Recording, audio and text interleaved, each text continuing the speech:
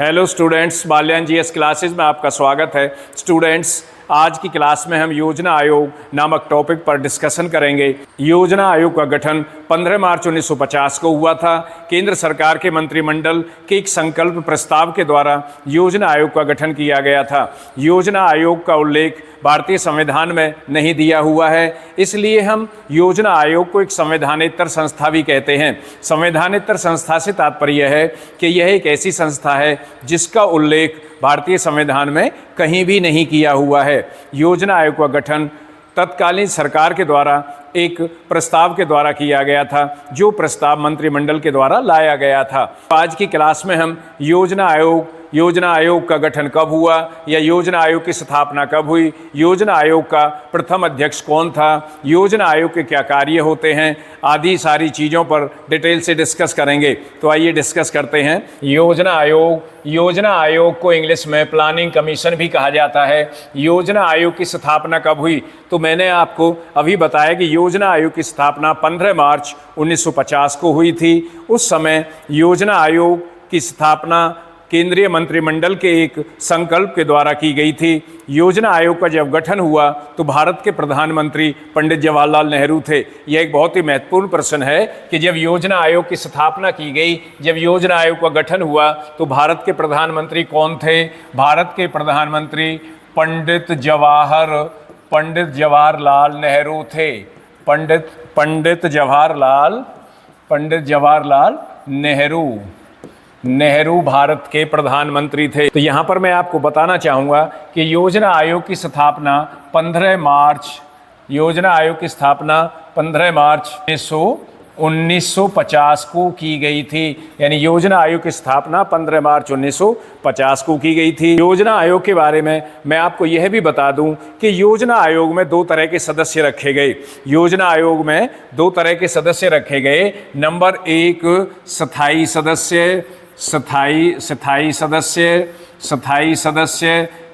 सदस्यों को पूर्णकालिक सदस्य भी कहा जाता है। यानी जो स्थायी सदस्य थे उन स्थायी सदस्यों को पूर्णकालिक सदस्य भी कहा गया। और नंबर 2 अस्थायी सदस्य। नंबर 2 पर अस्थायी सदस्यों को अंशकालिक सदस्य भी कहा जाता है। यानी जो स्थायी सदस्य थे उनमें सदस्यों की संख्या 4 से लेकर 7 तक रखी गई। स्थायी सदस्य वे सदस्य थे जिनको प्रशासन के मामले में, विज्ञान के मामले में या अर्थव्यवस्था के मामले में विशेषज्ञता हासिल हो। यानी जो इन क्षेत्रों में निपुणता लिए हुए हों, जो इन क्षेत्रों में विशेषज्ञ के रूप में कार्य कर चुके हों, वे व्यक्ति पूर्णकालिक सदस्य या स्थायी सदस्य के रूप में योजना आयोग में रखे गए थे। और अस्थायी सदस्यों में या अंशकालिक सदस्यों में वे व्यक्ति थे जो केंद्रीय सरकार के मंत्रालयों के मंत्री थे, जिनमें गृह मंत्री, वित्त मंत्री, रक्षा मंत्री, कृषि मंत्री और कई मंत्रियों को योजना आयोग का सदस्य बनाया गया था। तो सबसे महत्वपूर्ण बात मैं यह बता दूं कि योजना आयोग का अध्यक्ष कौन होता है। योजना आयोग का अध्यक्ष यानी योजना आयोग का पदेन अध्यक्ष होता है, और योजना आयोग का पदेन अध्यक्ष भारत का प्रधानमंत्री था। कौन था? प्रधानमंत्री। यानी भारत का प्रधानमंत्री योजना आयोग का पदेन अध्यक्ष था। जो भी भारत का प्रधानमंत्री होगा वही योजना आयोग का अध्यक्ष होगा। तो यहाँ पर एक बहुत ही महत्वपूर्ण प्रश्न बनता है कि भारत के योजना आयोग के पहले पदेन अध्यक्ष कौन थे? तो भारत के योजना आयोग के पहले अध्यक्ष कौन थे? जो भारत के पहले प्रधानमंत्री थे वही योजना आयोग के पहले अध्यक्ष थे। तो पंडित जवाहरलाल नेहरू योजना आयोग के पहले अध्यक्ष थे। पंडित नेहरू योजना आयोग के पहले अध्यक्ष थे। यहाँ पर मैं आपको यह भी बताता चलूँ कि योजना आयोग का एक उपाध्यक्ष होता है जो योजना आयोग की समस्त कार्यप्रणाली के लिए जिम्मेदार होता है और योजना आयोग की कार्यप्रणाली को देखता है। उस उपाध्यक्ष की नियुक्ति भारत के प्रधानमंत्री द्वारा की जाती है। तो योजना आयोग का पहला उपाध्यक्ष कौन था? योजना आयोग का पहला उपाध्यक्ष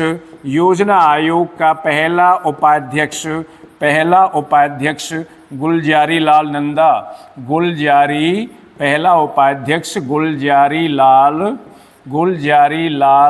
नंदा थे। गुलजारी लाल नंदा, यानी गुलजारी लाल नंदा योजना आयोग के पहले उपाध्यक्ष थे। अब तक योजना आयोग के 23 उपाध्यक्ष रह चुके हैं। तो यहां पर मैं आपको यह बताना चाहूंगा कि वर्तमान समय में योजना आयोग नहीं है। योजना आयोग को भारत के प्रधानमंत्री नरेंद्र मोदी ने 15 अगस्त 2014 के अपने लाल किले से दिए गए स्वतंत्रता दिवस के भाषण में योजना आयोग को समाप्त करने की घोषणा कर दी गई थी और योजना आयोग को समाप्त कर दिया गया। उसके स्थान पर 1 जनवरी 2015 को नीति आयोग का गठन किया गया। तो हम कह सकते हैं कि जब योजना आयोग को समाप्त किया गया था तो योजना आयोग के उपाध्यक्ष कौन थे? जिस समय योजना आयोग को समाप्त किया गया था, यानी हम यह भी कह सकते हैं कि योजना आयोग के 23वें उपाध्यक्ष कौन थे? मोंटेक सिंह अहलूवालिया योजना आयोग के अंतिम उपाध्यक्ष थे। मैं आपको यह भी बताना चाहूँगा कि योजना आयोग के 3 उपाध्यक्ष ऐसे रहे हैं जो भारत के प्रधानमंत्री बने हैं, जिनमें से गुलजारी लाल नंदा भारत के कार्यवाहक प्रधानमंत्री रहे हैं। उसके बाद PV नरसिम्हा राव भारत के प्रधानमंत्री बने हैं, वो योजना आयोग के उपाध्यक्ष रह चुके हैं। उसके बाद मनमोहन सिंह योजना आयोग के उपाध्यक्ष रह चुके हैं और वह भी भारत के प्रधानमंत्री बने हैं। तो यहाँ पर एक बहुत ही महत्वपूर्ण प्रश्न यह बनता है कि ऐसा व्यक्ति कौन था जो योजना आयोग का उपाध्यक्ष रहा और योजना आयोग के उपाध्यक्ष रहने के बाद भारत का राष्ट्रपति बना? तो इसके उत्तर में हम यह कहेंगे कि डॉक्टर प्रणब मुखर्जी भारत के राष्ट्रपति रह चुके हैं। वो पहले सन 1991 से लेकर सन 1996 तक योजना आयोग के उपाध्यक्ष रह चुके हैं। योजना आयोग के क्या कार्य हैं या योजना आयोग क्या कार्य करता है? नंबर 1, देश के समस्त भौतिक, पूंजी तथा मानव संसाधनों का अनुमान लगाना, यानी भारत में या देश में जितने भी भौतिक साधन हैं, चाहे पूंजीगत साधन है या मानव संसाधन से संबंधित साधन है, उन साधनों का अनुमान लगाना। इसका तात्पर्य है कि देश में कितने साधन उपलब्ध हैं, देश में प्राकृतिक संसाधन कितने हैं, कितनी पूंजी है और कितना श्रम उपलब्ध है। देश के इन सभी संसाधनों का अनुमान लगाना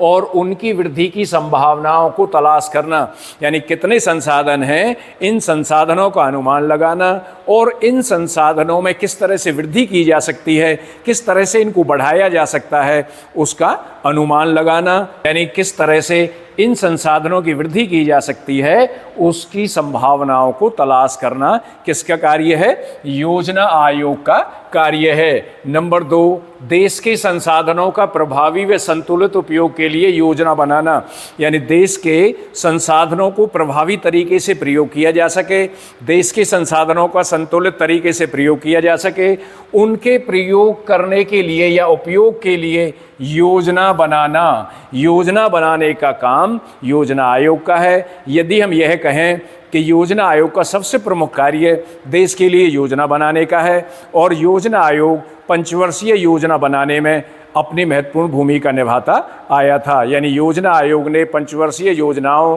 का निर्माण करने में अपनी महत्वपूर्ण भूमिका भी निभाई थी। नंबर 3, योजनाओं की प्राथमिकताओं का निर्धारण करना, यानी योजनाओं की प्राथमिकताओं का निर्धारण करना कि किस योजना में कौन सा महत्वपूर्ण बिंदु रखा जाए और उसकी प्राथमिकताएं क्या हैं। जैसे मैं आपको बताना चाहूँगा कि जब पहली पंचवर्षीय योजना 1951 से 1956 तक बनाई गई थी तो उस पंचवर्षीय योजना में कृषि को प्राथमिकता दी गई थी, कृषि को प्रमुखता दी गई थी ताकि कृषि के उत्पाद को बढ़ाया जा सके और देश खाद्यान्न में आत्मनिर्भर बनाया जा सके। तो इस तरह हम कह सकते हैं प्राथमिकताओं का निर्धारण करता है। कौन करता है? योजना आयोग करता है कि योजना आयोग योजनाओं की प्राथमिकताओं का निर्धारण करता है और चरणों को परिभाषित करना, यानी योजना के चरणों को परिभाषित करना भी योजना आयोग का काम है। जिनमें योजनाओं को कार्यान्वित करना है, यानी जिनमें योजनाओं को क्या करना है? कार्यान्वित में लागू करना है, कार्य रूप देना है, यानी योजना के चरणों को परिभाषित करना जिसके द्वारा योजनाओं को कार्यान्वित किया जा सके, योजनाओं को प्रभावशाली तरीके से लागू किया जा सके। नंबर 4, आर्थिक विकास को धीमा करने वाले कारकों की पहचान करना, यानी उन कारकों की पहचान करना, उस रीजन्स को ढूंढना या उन फैक्टर्स को ढूंढना जिन फैक्टर्स के कारण आर्थिक विकास की गति धीमी हो रही है, जिसके कारण आर्थिक विकास अच्छी तरह से या संतुलित रूप से नहीं किया जा रहा हो, या आर्थिक विकास में जो बाधा पहुंचाते हों, जो आर्थिक विकास को धीमा करते हों। आर्थिक विकास को धीमा करने वाले कारकों की पहचान करना किसका प्रमुख कार्य है? योजना आयोग का प्रमुख कार्य होता है। नंबर 5, योजना के प्रत्येक चरण के कार्यान्वयन के लिए, कार्यान्वयन में उसे कार्यरूप दिया जा सके, कार्यान्वयन के लिए जरूरी मशीनरी की प्रकृति का निर्धारण करना। योजना के प्रत्येक चरण को कार्यान्वयन के लिए, यानी योजना के प्रत्येक चरण को किस तरह से कार्यरूप दिया जा सके, उसके लिए क्या जरूरत है, उसके लिए जरूरी मशीनरी की प्रकृति का निर्धारण करना। यानी योजनाओं को कार्यरूप देने के लिए जिस मशीनरी का हमें प्रयोग करना है, उस मशीनरी के प्रयोग के लिए उसकी प्रकृति का निर्धारण करना। नंबर 6, योजना को लागू करने में हुई प्रगति का समय समय पर मूल्यांकन करना। जो योजना हमने लागू की है, उस योजना का समय समय पर मूल्यांकन करना है। योजना सफल हो रही है या असफल हो रही है, उसे अच्छी तरह से लागू किया गया है या नहीं किया गया है, इस बात का समय समय पर मूल्यांकन करना तथा उसके संबंध में जरूरी उपाय सुझाना। नंबर 7, अपने कर्तव्यों के पालन के लिए उचित सिफारिश करना।